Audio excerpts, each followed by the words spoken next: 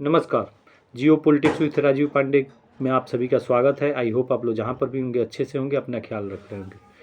तो जियो पॉलिटिक्स में तो मतलब हमारे चारों तरफ बहुत ज़्यादा कोई डेवलपमेंट नहीं हुआ। पाकिस्तान में नई सरकार बनी है, भारत में इलेक्शन है। अब इस मंथ में चुनाव आयोग की घोषणा आती है, इस वीक में आती है या नेक्स्ट वीक में, बट इस मंथ में आ जाना चाहिए, डेट आ जाना चाहिए और आचार संहिता लागू हो जाना चाहिए। लेकिन इस सब से अलग कुछ भारत सरकार के द्वारा कुछ नियम, कुछ लॉ लाए गए हैं। इस पे आप लोग से बात करना है। एक नया लॉ जो कि भारत भारत सरकार के द्वारा इसको पुश किया गया है कि अब पूरे हिंदुस्तान में इसको लागू किया जाए, उसका नाम है CAA। आप लोग इसको जानते होंगे। CAA का फुल फॉर्म होता है सिटीजन अमेंडमेंट एक्ट, मतलब नागरिकता संशोधन कानून। यह नागरिकता संशोधन कानून के बारे में, यह मतलब जब ये सरकार सेकेंड टर्म में आई थी बीजेपी की, मोदी मतलब सेकेंड मोदी गवर्नमेंट आई थी, तभी इसको लोकसभा और राज्यसभा से पास करा लिया गया था। राष्ट्रपति के द्वारा इसको स्वीकृत भी कर दिया गया था, लेकिन इसे लागू नहीं किया गया था। लागू अभी इस मंथ में किया गया, गृह मंत्री अमित शाह जी के द्वारा इसको लागू किया गया। अब इस पे बहुत सारी चर्चाएं हो रही है, खास करके अपोजिशन के लीडर जो भी हैं वो लोग इस पे चर्चा कर रहे हैं। बहुत सारी गलतफहमियां, लोगों को गलतफहमियों में रखा जा रहा है। एक्चुअल में इसे बताया जा रहा है कि इससे नागरिकता मतलब किसी की ख़त्म हो जाएगी, समाप्त हो जाएगी। इसी पे थोड़ी बात करना है। CAA जो लॉ है, इससे किसी की नागरिकता समाप्त नहीं हो सकती। यह नागरिकता प्रदान करने की एक कानून है।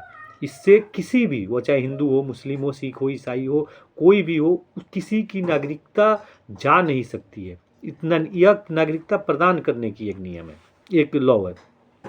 और ये लॉ इस प्रकार है कि सरकार ने CAA को, जो इसका लॉ मतलब नियम है, इसके अकॉर्डिंग यह है कि 3 कंट्री, पाकिस्तान, बांग्लादेश और अफ़गानिस्तान में जो भी क्या अल्पसंख्यक हैं, वहाँ पे जो अल्पसंख्यक हैं, यानी कि हिंदू, सिख, क्रिश्चियन, पारसी, जैन, बौद्ध, जो भी मतलब वहाँ पे अल्पसंख्यक हैं, वो अगर वहाँ से प्रताड़ित होके आ रहे हैं और वो भारत में अगर शरण ले रहे हैं, तो उन्हें किस आधार पे भारत की नागरिक बनाया जाए। यह पहले से भी था, बहुत सारे लोग आके, लेकिन उनकी जो नागरिक, भारत की नागरिकता उन्हें प्रदान करने की जो प्रोसेस था वो काफ़ी जटिल था। और इस तरह लोग वहाँ से प्रताड़ित होने के बाद भी यहाँ पे भी आके वो कहीं के नहीं रहते हैं। मतलब आप समझ रहे हैं ना, मतलब वहाँ के भी नागरिक वो नहीं रहे और भारत में भी आके उनको यहाँ के भी वो नागरिक नहीं है। अब यहाँ के नागरिक नहीं होने का क्या मतलब है? सिर्फ वोट देने का अधिकार नहीं, जो हम नागरिक हैं तो वोट देते हैं, वो नहीं। नहीं, गवर्नमेंट की बहुत सारी पॉलिसी जो है, बहुत सारी क्या 99% पॉलिसी जो है उन्हीं को मिलता है जो भारत के नागरिक हैं। अब भारत सरकार उन लोगों की मदद करना चाहता है, लेकिन नहीं कर पाएगा क्योंकि वो भारत के नागरिक ही नहीं है। और कोई भी भारत की जो भी संसद के द्वारा या प्रधानमंत्री के द्वारा जो भी अगर कुछ अपने नागरिकों को दिया जा रहा है, उसमें से उनको कुछ नहीं मिलेगा।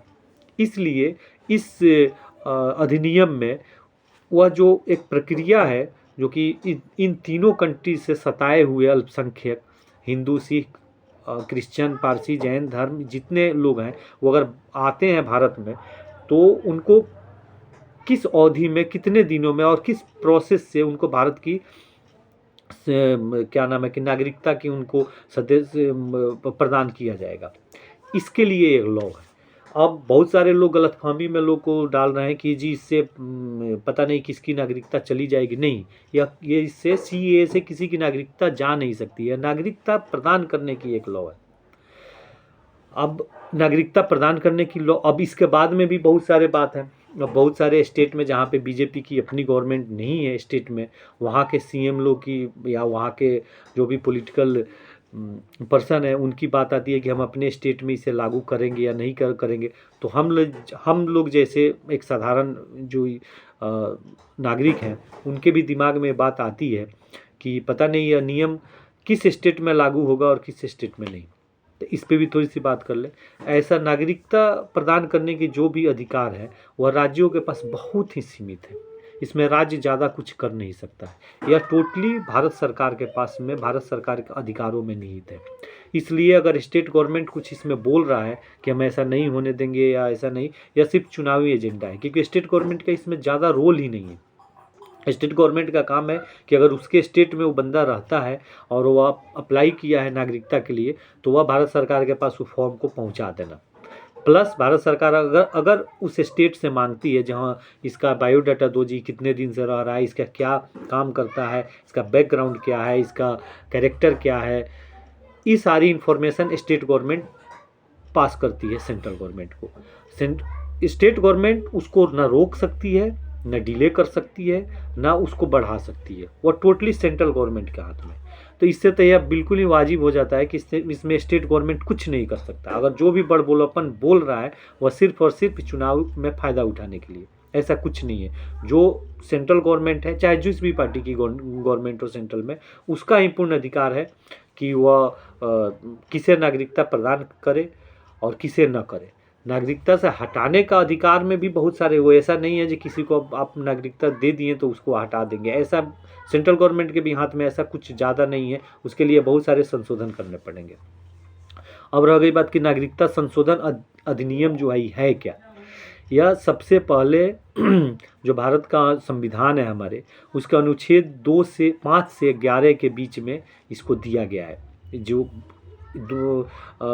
5 से 11 अनुच्छेद हैं उसमें बताया गया है कि किन किन लोगों को भारत की नागरिकता प्रदान की जाएगी। और इसमें समय समय पे इसमें बदलाव हुए हैं। जैसे जो हमारी नागरिकता का कानून है, भारतीय कानून नागरिकता अधिनियम 1955 में आया, और इसमें उसके बाद में बहुत सारी संशोधन इसमें किया गया।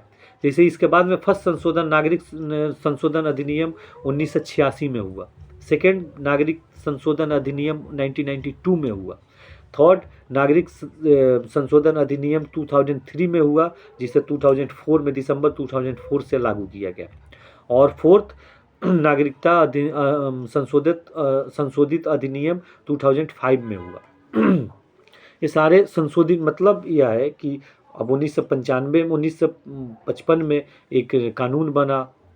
अब उसी कानून को 2025 में तो आप फॉलो नहीं कर सकते ना, उसमें थोड़ा बहुत चेंजिंग करना पड़ेगा, क्योंकि उस समय की सिचुएशन क्या थी, उस समय की सिचुएशन के अकॉर्डिंग कानून बना। अभी की सिचुएशन क्या है, अगल बगल की मतलब अपने अड़ोस पड़ोस में इसकी क्या सिचुएशन, जियो पॉलिटिक्स कैसे बदल गया है, ये सारी चीज़ों को ध्यान में रखना पड़ता है। तो इसमें संशोधन होते रहता है, ये कोई बड़ी बात नहीं है। ये संशोधन इसमें होते रहता है और समय के मांग के अनुसार इसमें बदलाव किए जाते हैं। तो ये वही है सीए, इसमें कोई ख़ास बात बिल्कुल भी नहीं है, ना ही यह किसी की क्या नाम है कि अधिकार को लेने का है, ना ही यह किसी के अधिकार को दबाने का है, या किसी को नया अधिकार देने के लिए है। वैसे लोगों को अब इस पे मतलब धर्म का पॉलिटिक्स बहुत सारे लोग खेलते होंगे जी, सिर्फ इन्हीं जाति की क्यों, क्योंकि 3 जो कंट्री हैं, पाकिस्तान, बांग्लादेश और अफ़गानिस्तान, ये तीनों मुस्लिम कंट्री हैं। तो यहाँ से मुस्लिम तो कोई भाग के इंडिया में नहीं आएगा अपनी नागरिकता लेने के लिए, लाजमी सी बात है। तो बहुत मतलब अल्पसंख्यक ही वहाँ से आएंगे। अल्पसंख्यक हिंदू होंगे, सिख होंगे, क्रिश्चियन होंगे, पारसी होंगे, जैन होंगे। अगर वहाँ पे उनके साथ में अच्छा बर्ताव नहीं होता है, उन्हें प्रताड़ित किया जाता है, तो फिर वो कहाँ जाएंगे। ये भी बात सही है। अगर भारत भी उन्हें अपना नागरिक न बनाए तो फिर वो दुनिया में कहाँ जाएंगे। तो सिंपल सी बात है। तो अगर भारत सरकार देती है, उन्हें थोड़ा सा सुविधा दे रही है, उनकी जो प्रक्रिया है काफ़ी जटिल थी उसको थोड़ा सरल बना रही है, तो इसमें तो मेरा या आपका कुछ जाता नहीं है। इसलिए इसका कोई विरोध करने का कोई मतलब नहीं है। तो भारत मतलब खास करके भारत में जियो पॉलिटिक्स से अभी यही, अब बाकी चुनाव है, चुनाव में आप लोगों को पता ही है, चुनाव का रिजल्ट काफ़ी 2-3 महीना चलेगा, उसके बाद काउंटिंग होगी। अब जो भी सरकार में आए वो अलग की बात है। बाकी पाकिस्तान में सरकार बन गई है और एक खिचड़ी सरकार का गठन हुआ है, जिसमें जो सबसे बड़ी पार्टी थी, खैर वो पार्टी को तो हटा ही दिया गया था, इमरान खान की पीटीपी, पाकिस्तान तहरीक इंसाफ, उस पार्टी को तो बिल्कुल ही डिस्ट्रॉय ही कर दिया गया था। लेकिन फिर भी उस पार्टी के जितने मेंबर थे वो इंडिपेंडेंट चुनाव लड़े और वो सारे जीत गए। सबसे बड़ी मतलब अगर खुनबा देखा जाए तो उन्हीं का था। लेकिन उनको छोड़ के बाकी जो जितने थे, जो चुनाव से पहले अलायंस थे, जरदारी और शरीफ परिवार, ये सब मिल के वो अपना सरकार बना लिया है सब। क्योंकि मेन देखो, मेन पाकिस्तान में गवर्नमेंट बनाने के लिए किसी पार्टी की ज़रूरत नहीं होती है। वहाँ पे स्टिल जो वहाँ की सेना है उसकी मुख्य भूमिका है। वह किसे बनाना चाहती है, वह जिसे बनाना चाहेगी उसको वह बनेगा, उसके पीछे बाकी सारे लोग सपोर्ट करेंगे, तो वो कोई बड़ी बात नहीं है।